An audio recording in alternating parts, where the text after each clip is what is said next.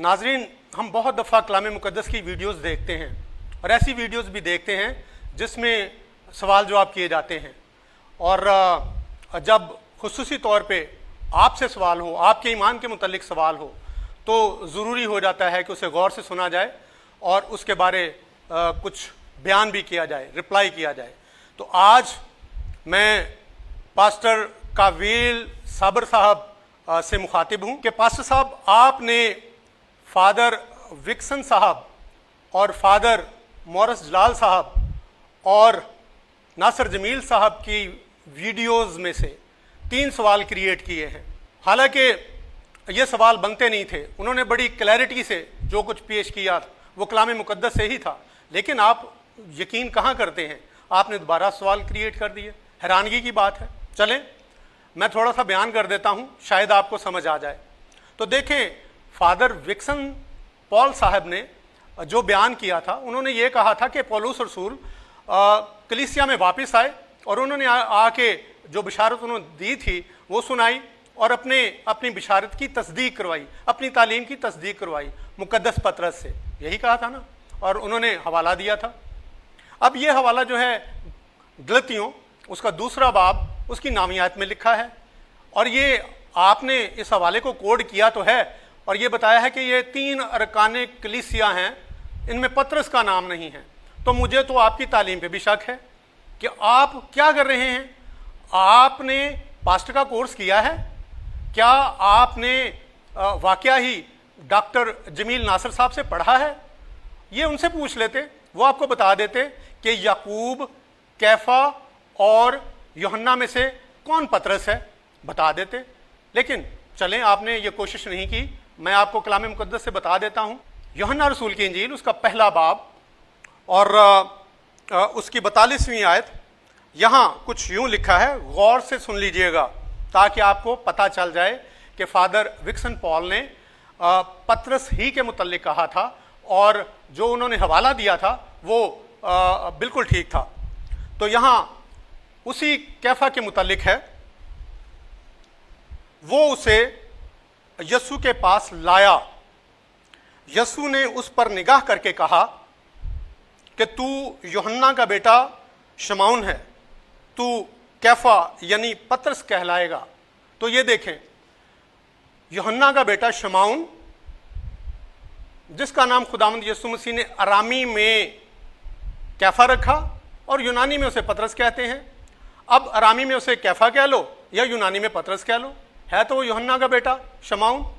और इसी यूहन्ना को, जिसका ये बेटा पतरस है, यूना भी कहा गया है। मैं आगे आके बताऊंगा आपको। देखें, अगर आपको कलाम मुक़द्दस की सही समझ नहीं है तो पॉइंट स्कोर करने की ज़रूरत नहीं है। अब आप मुक़द्दस पतरस की अमामत जो है, कलीसिया का सरदार होने का दर्जा जो है, उसके भी मुखालिफ हैं, वो भी कलाम मुक़द्दस में लिखा है। तो चलें, मेरे साथ देख लें, निकालें मुक़द्दस मत्ती की इंजील, उसका 16वां बाब और उसकी 17 आयत से आपको क्लियर पता चल जाएगा। अभी मैं पढ़ देता हूँ। यहाँ यूँ लिखा है, यस्सु ने जवाब में उससे कहा, मुबारक है शमाउन बर यूना। अब शमाउन का नाम भी आ गया और यूना यानी यूहन्ना, उसके बाप का नाम भी आ गया, और इसी को कैफा कहा गया है और इसी को पतरस कहा गया है। शमाउन बर यूना, क्योंकि ये बात गोश्त और खून ने नहीं बल्कि मेरे बाप ने जो आसमान पर है तुझ पर जाहिर की है। और मैं तुझसे कहता हूँ, मैं तुझसे यानी पतरस से, शमाउन पतरस से, कीफा से, और जो भी मतलब है यूहन्ना का बेटा शमाउन, तुझसे कहता हूँ कि तू पतरस है।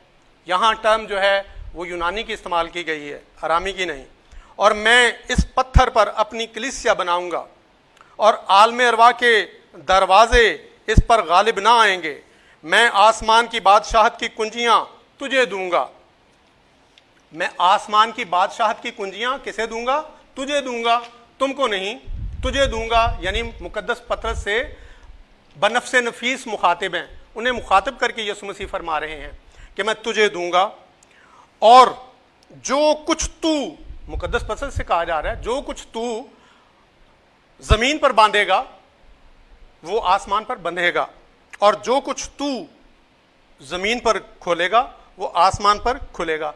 तो ये देखें, खुदावंद यीशु मसीह बनफ्स नफीस मुकद्दस पतरस को तू कह के कह रहे हैं, तुझ कह रहे हैं। और अगर यहाँ लफ्ज़ जमा का इस्तेमाल करते तो सारे रसूलों के लिए था, और वो लफ्ज़ भी तुम्हें कहते, तुमको कहते, यानी प्लूरल के लिए। तो ये देखें, क्लियर है कि खुदावंद यीशु मसीह ने उन 12 रसूलों में से 12 शागिर्दों में से मुकद्दस पतरस को चुना। हैरानगी की बात है, आपको कलाम मुकद्दस की समझ नहीं और कलाम मुकद्दस की गलत तफसीर किए जा रहे हैं, सिर्फ एहतजाजी होने के नाते और सिर्फ अपनी कलीसिया को बढ़ाने के लिए, अपने ईमानदारों को अपने साथ लगाने के लिए। हैरानगी की बात है। अब मैं बात करूंगा बपतिस्मा के मुतालिक जो आपने पूछा है। देखें, कलाम मुकद्दस को पढ़ें, नए अहदनामे को पढ़ें तो आपको पता चलेगा कि बच्चों का बपतिस्मा जो है वो भी कलाम मुकद्दस के मुताबिक है। अब कलाम मुकद्दस में तो बहुत सी मिसालें हमारे पास मौजूद हैं। वो है अमाल 16 बाब 14 आयत। यहाँ थुआतीरा के शहर की लुदिया जो है वो अपने घराने समेत बपतिस्मा लेती है। वो बालिग है, वो ईमान लाती है और घराने समेत बपतिस्मा लेती है। अच्छा, अमाल 16 बाब 33 आयत, कैद खाने का दरोगा वो ईमान लाता है। ईमान तो वो एक शख्स लाता है, लेकिन ख़ानदान के लोग बपतिस्मा लेते हैं, घराने के लोग बपतिस्मा लेते हैं। फिर उसके बाद हम देखते हैं अमाल 18 बाब 8वीं आयत, इबादत खाने के सरदार क्रिस्पुस ने जब कलाम सुना, ईमान लाया, तो उसने अपने तमाम घराने समेत बपतिस्मा लिया। हालांकि ईमान तो इबादत खाने का सरदार क्रिस्पुस लाया था और बपतिस्मा पूरे घराने को हुआ। फिर हम देखते हैं पहला ग्रंथियों उसका पहला बाब उसकी 16वीं आयत। यहाँ पौलुस रसूल खुद फरमाते हैं कि मैंने स्तिफनस के ख़ानदान को बपतिस्मा दिया। तो देखें, रसूल खुद एक ख़ानदान को बपतिस्मा दे रहा है और उस ख़ानदान में सिर्फ एक शख्स ने कलाम को कबूल किया है और एक शख्स ने मसीह को कबूल किया है। ये थी कलाम मुकद्दस की अंदरूनी गवाही। अब मैं बैरूनी गवाहियों की तरफ आता हूँ। देखें, सन 156 में मुकद्दस पोलीकार्प स्मरना के बिशप थे। शहादत के वक्त उनसे कहा गया कि आप मसीह का इनकार करें, मसीह पर लानत भेजें और अपने आप पर भी। उसने जवाब दिया कि मैं जिस पर 86 साल तक, इतने साल तक ईमान रखता रहा हूं और तालीम देता रहा हूं, आज मैं उस पर लानत करूं और अपने आप पर भी। तो इससे जाहिर हुआ कि उनकी उम्र 86 साल थी और वो बचपन से ही बपतिस्मा याफ्ता थे। आगे बढ़ें, सन 200 मसीही में रोम के हेपालीत ने हदायत की, कलीसिया को हदायत की कि वो बच्चों को भी बपतिस्मा करें। फिर हम आगे बढ़ते हैं, सन 233 में मुकद्दस ओरिगन, आपकी कलीसियाओं में ये तलफ़्फ़ुज़ ही चलता है इस मुकद्दस के लिए, मुकद्दस ओरिगन, वो फरमाते हैं कि कलीसिया के दस्तूर के मुताबिक बच्चों को बपतिस्मा दिया जाता है। और फिर यही मुकद्दस जो हैं वो सन 244 में दोबारा लिखते हैं कि कलीसिया ने रसूलों की तरफ से रवायात हासिल की हैं कि बच्चों को भी बपतिस्मा दिया जाए। अब देखें, कलाम मुकद्दस भी जाहिर करता है कि ईमान तो एक बंदा ला रहा है और उसके तमाम घराने को, पूरे ख़ानदान को बपतिस्मा हो रहा है। और फिर 3वीं सदी के दरमियान हमें मुकद्दसीन की रवायात भी मिलती हैं। तो भाई, आप किस जगह खड़े हैं? पास्टर काविल साबर साहब, आप किस जगह खड़े हैं? गवाहियाँ तो मौजूद हैं, आप पढ़ते नहीं हैं। अगर इन चीज़ों के बारे में आपको नहीं पता तो आपको दोबारा अपनी सेमिनरी में जाना चाहिए और वहाँ पे जाके अपने कोर्स को रीजॉइन करना चाहिए। अब मैं आऊँगा जो आपने सवाल किया है फादर मॉरिस जलाल साहब की वीडियो पर। फादर मॉरिस जलाल साहब ने बड़ी वजाहत से, फसाहत से बयान कर दिया है कि कैथोलिक कलीसिया बुत शिकन है, बुत परस्त नहीं। लेकिन आपको यकीन ही नहीं आया, उन्होंने कलाम मुकद्दस से हवाले दिए थे। देखें, मुझे तो नज़र आ रहा है कि जैसे आपको समझ ही नहीं है। क्यों? क्योंकि कलाम मुकद्दस में तो तमाम चीज़ें लिखी हैं और इसका जिक्र फादर जी ने कर भी दिया है। मुझे तो पक्का यकीन है कि आपको ना तो समझ आता है और ना आप यकीन रखते हैं। देखें, सलीब का निशान आप कहते हैं ये बना लेना चाहिए। क्यों बना लेना चाहिए? जबकि ये भी एक शबीह है। जब یہ بھی جبکہ یہ بھی ایک تراشی ہوئی چیز ہے، آپ بنا کر اپنے چرچ میں رکھتے ہیں، اپنے گھروں میں لگا کے رکھتے ہیں۔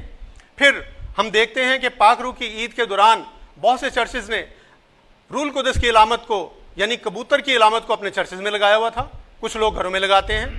ہم دیکھتے ہیں کہ کرسمس کے دنوں میں آپ خداوند یسوع مسیح کا ستارہ لگاتے ہیں، اور پھر ہم دیکھتے ہیں کہ اور بھی بہت سی ایسی رسمیں کی جاتی ہیں یا ایسی شبیہات بنائی جاتی ہیں جو کہ کلام مقدس سے متصادم ہیں، جیسا آپ فرماتے ہیں، تو وہ تو بنائی جا رہی ہیں۔ اگر عبرانی زبان میں یہوہ کا نام لکھیں اور اسے کسی دیوار پہ لگا دیں یا فریم کروا کے کسی جگہ پہ پلیس کر دیں تو وہ بھی تو ایک شبیہ ہے۔